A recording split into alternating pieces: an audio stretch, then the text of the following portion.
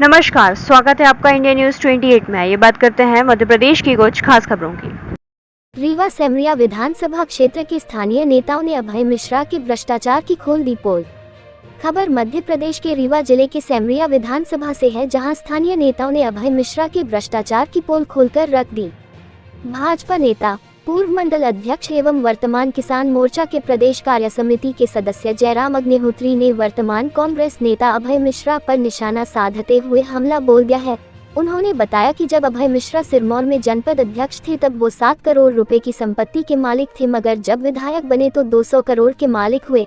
आखिर कहां से आए इतने ज्यादा पैसे? यानी कि जब यह विधायक थे तो अपने कार्यकाल के दौरान जमकर भ्रष्टाचार किए हैं और शायद इसीलिए राजनीतिक शुचिता के ध्येय पर चलने वाली भारतीय जनता पार्टी ने अभय मिश्रा को बाहर का रास्ता दिखाते हुए दोबारा विधानसभा चुनाव में पार्टी से टिकट ही नहीं दी।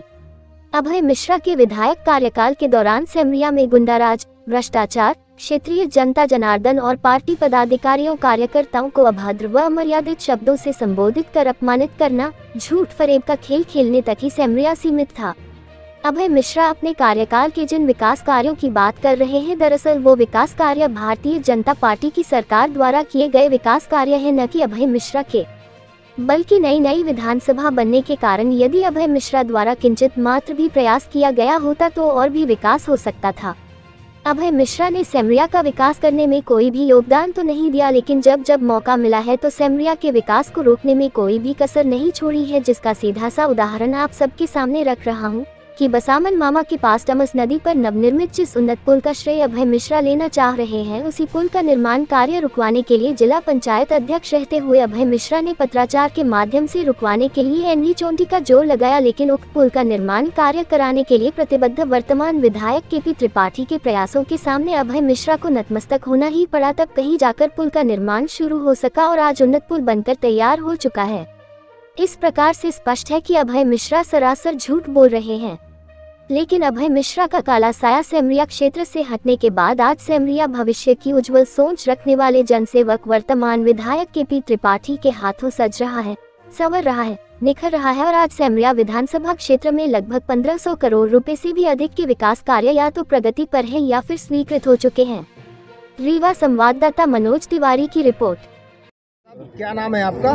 जयराम अग्निहोत्री हमारा नाम है। में किस पद पर हैं आप? भारतीय जनता पार्टी में पूर्व में 2 बार मंडल के अध्यक्ष का दायित्व मिला, फिर बीच में किसान मोर्चे के जिला महामंत्री और वर्तमान में भारतीय जनता पार्टी में प्रदेश कार्य समिति के सदस्य के रूप में पार्टी का काम कर रहे हैं। आपके सेमरिया क्षेत्र की इस समय राजनीतिक गतिविधियां सुर्खियों में रहती हैं, कारण कुछ भी हो, विकास कार्यों में आप 3 पंचवर्षीय में किस पंचवर्षीय को ज़्यादा क्रेडिट देते हैं विकास कार्य को लेकर? देखिए क्या है, जहाँ तक विकास कार्यों का सवाल है, हम वर्तमान की जो परिस्थितियां हैं, कोरोना महामारी थी, इसके पहले कांग्रेस की सरकार दुर्भाग्य से मध्य प्रदेश के अंदर आ गई थी।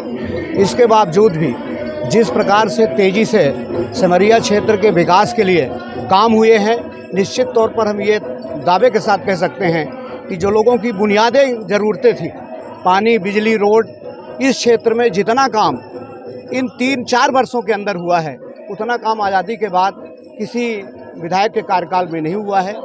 इस दौरान हमारे पास जो आंकड़ा है, उस आंकड़े के साथ हम ये कह सकते हैं पिछले 4 वर्षों में 2000 करोड़ रुपये से ज़्यादा के विकास के कार्य सेमरिया विधानसभा क्षेत्र के अंदर वर्तमान विधायक माननीय केपी त्रिपाठी जी के प्रयासों से हुए हैं। अच्छा, एक सबसे बड़ा सवाल ये है कि 2 बार विधायक रहे पति पत्नी द्वारा, ये कहा जाता है कि सारा विकास कार्य मैंने किया है और जो मैंने विकास किया है वो वर्तमान विधायक ने नहीं किया। देखिए, हम किसी के बारे में बहुत टिप्पणी तो नहीं करते हैं, लेकिन इतना कहना चाहते हैं कि पूर्व विधायक ने जिस प्रकार से सेमरिया विधानसभा क्षेत्र में नैतिकता को अलग रख करके उनने अपने कार्यकाल में एक तरफ कार्यकर्ताओं को हतोत्साहित करने का काम, दूसरी तरफ सेमरिया क्षेत्र के लोगों को आए दिन अपमानित करने का काम, हम उस समय चूँकि मंडल अध्यक्ष थे, हमको उनके साथ भी काम करने का अवसर मिला है।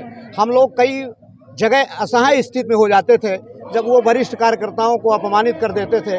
कोई लोग आते थे उनके पास किसी काम के लिए, उनको अपमानित करके, दुत्कार करके भगा देते थे। ये बड़ा दुर्भाग्यपूर्ण था और फिर इसके बाद भी भारतीय जनता पार्टी ने उनको जनपद अध्यक्ष बनाया, भारतीय जनता पार्टी ने उनके वो विधायक बनाया, भारतीय जनता पार्टी ने उनकी पत्नी को विधायक बनाया, भारतीय जनता पार्टी ने उनको जिला पंचायत का अध्यक्ष बनाया। इसके बाद जो व्यक्ति पार्टी के साथ गद्दारी कर सकता है, क्षेत्र की जनता के साथ धोखाधड़ी कर सकता है और अपनी पार्टी को हम लोग माता मानते हैं, अपनी माता के साथ गद्दारी कर सकता है, उसके बारे में आप खुद ही अनुभव कर सकते हैं वो व्यक्ति कैसा होगा, कितना नैतिकवान होगा, कितना चरित्रवान होगा। इसलिए आज हम ये दावे के साथ कह सकते हैं कि हमारे जो वर्तमान विधायक हैं वो चरित्रवान हैं, नीतिवान हैं, नैतिकता के आधार पर राजनीति करते हैं। एक भी क्षेत्र की जनता ये नहीं कह सकती है कि हमारे विधायक ने हमको कहीं अपमानित किया, कि हमारे विधायक के काम से हम कहीं दुखी हैं। अच्छा, एक और सवाल है कि वो कहते हैं मैंने किया, और जबकि भाजपा में ही थे, तो आप भाजपा का विकास मानेंगे कि व्यक्ति विशेष का विकास? हमारा तो कहना है, देखिए व्यक्तिगत टिप्पणी पर हम लोग परहेज करते हैं, लेकिन ये दावे के साथ कह सकते हैं हमारे पास आंकड़ा है।